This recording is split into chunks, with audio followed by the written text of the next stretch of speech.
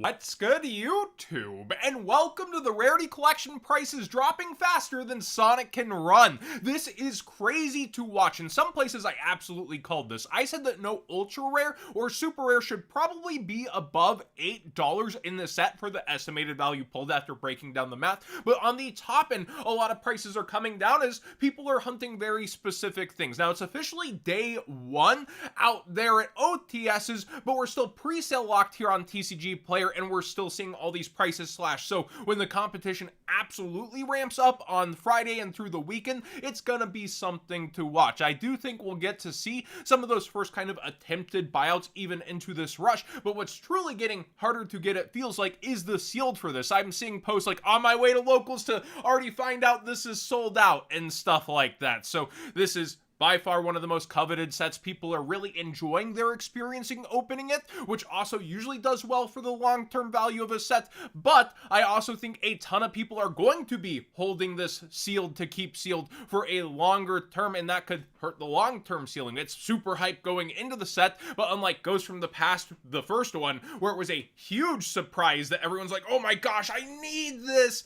Well, this set is going in with everybody knowing how much hype is there, yet the singles are devaluing from how wide open this is going to get opened for sure. And TCG Player's an absolute complete mess. Trying to cram 500 plus listings into a single set is going to be weird. Like right now, the collector rares aren't showing up properly. You have to search specific cards to really go there, and you'll see the collector rares are like at the bottom of the pages, and some weird fighting for the rarities as well. I did say it would be interesting to see how they hit at each other. 25th seems to be, for most people, standard, the top of the set, but ultimate rare here on Pot of Prosperity is beating collector rare, and I said I thought the ulti would beat the collector rare on average, but for Ash Blossom, the top coveted card of the set right now, we see actually the collector rare is beating the ultimate rare, right? So for different cards, I do think that the ulti is going to do different things, like look different on the specific cards. Some might look like cheeks on it, some might look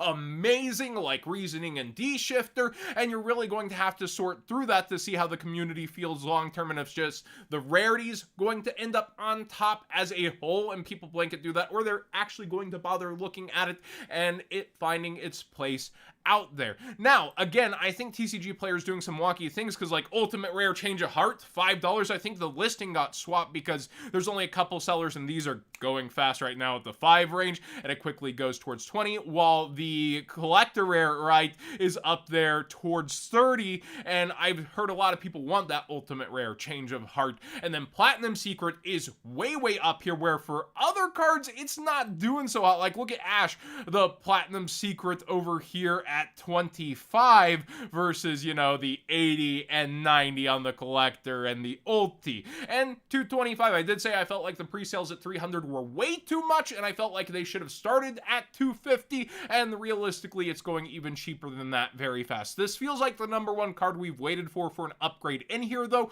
and week one it will be interesting to see what's targeted, how people try to approach versus the flood of actual singles, and if anything will happen. But I do feel like it will be the higher end cards that get messed with by the deeper pockets if they are going in, but also a lot of those deeper pockets kind of are pulling out of Yu-Gi-Oh right now, specifically because of this set, so they may not actually be eating into it as much, or might be a little shakier, because I've seen more prize cards listed in the last month on Facebook and for sale than I have, I feel like, in the last 2 years. It's been a madhouse to watch the prize card market. Let me know what you think about the Rarity Collection and the state of it, and if you are shopping on TCG Player, use that TCG Player link in the description down below, costing you nothing extra to support the channel directly for the cards you'd already be buying, because I think eating's going to be good through this next week on this set, and there's a lot of cards that I feel like long term are going to do very well for themselves in the media of where people are hunting specific things and going into the sealed for that, which they probably shouldn't be, but it feels so good, and then listing the rest, right? And that's going to eat up the competition on even the bigger cards of pushing each other around and coming down in price to a degree. While everyone's looking at the Rarity Collection though, Age of Overlord has a lot of movement in those quarter century secret rares. Super Superstar Slayer has finally gone up. I was waiting for this one. I was like, the Ultras had a lot of movement. Who's going to go for the higher rarity? Well, it is starting to move. And here we go. SP Little Knight. I said I felt like the first bump should be to 450 to 475. And here it is at 475. Also, I'm Seti, Glory of Horus. I'm sure there's a better way to say it other than I'm Seti. But this card has really gone up for its quarter century secret rare as well. And the listings are going down on King's Sarcophagus as this deck does have more support coming and keeps doing pretty darn well with Tearlament, and Tearlament keeps morphing, and it looks like it's been picking up steam with that even more so. Wanted Seeker Sinful Spoils also remains pretty darn expensive if you're trying to play that deck, and the regular I'm Seti is really up there in price above, $30. It has a market price of 40. Let's see where it's at. Yeah, around 35, 36, and quickly towards 40 still. I did mention that we had a lot of Phantom Knight cards going up and that higher rarities were likely to get eaten if they were to get substantially gone after, and Secret Rare Fogblade has done exactly that and is up towards like $6+ right now. Curry Card Divine Carnate still doesn't have a reprint on the horizon, but it's also not the most in favor card within the format. It's still an option, right? But here it was, no reprint. Oh my gosh, the spike, and it's pretty much just come down since there. It's around 32 to 33 for the secret rare, but the ultimate rare has really been picking up in sales and is down in quantity. And then the Starlight Rare is, doing its thing, kind of just churning water, staying steady-ish, but has been coming down slowly. So it's interesting that people are eating up the Ultimate Rare specifically as the mid-max, as we've seen an increase in mid-max rarity buyouts yet. How many mid-max rarities does the Rarity Collection have? That's something to watch later. Condemned Dark Lord is a time card for Purely. Yep, going into the goth mommy and the cute little kitty deck. Who would have thought they would go hand in hand? So yeah, this is a card, it seems, for time. You're able to gain 500 life points for the fairy monsters, and it's just been going up, it seems, mostly because of that, up towards $8 and then $9 quickly for this dual overloaded card. Mikanko didn't actually have much move in its actual core archetype, although Mikanko Water Arabesque is up in quantity, or lower in quantities and slowly going up in price. Sorry, I concentrated so hard on getting all the rarities right on Rarity Collection. This is like my third take that I am tongue-tied at this point, and a lot of people are tripping over those. There's even like guides for the rarities. Like, it's kind of wild how it's gone there and having to keep it in line.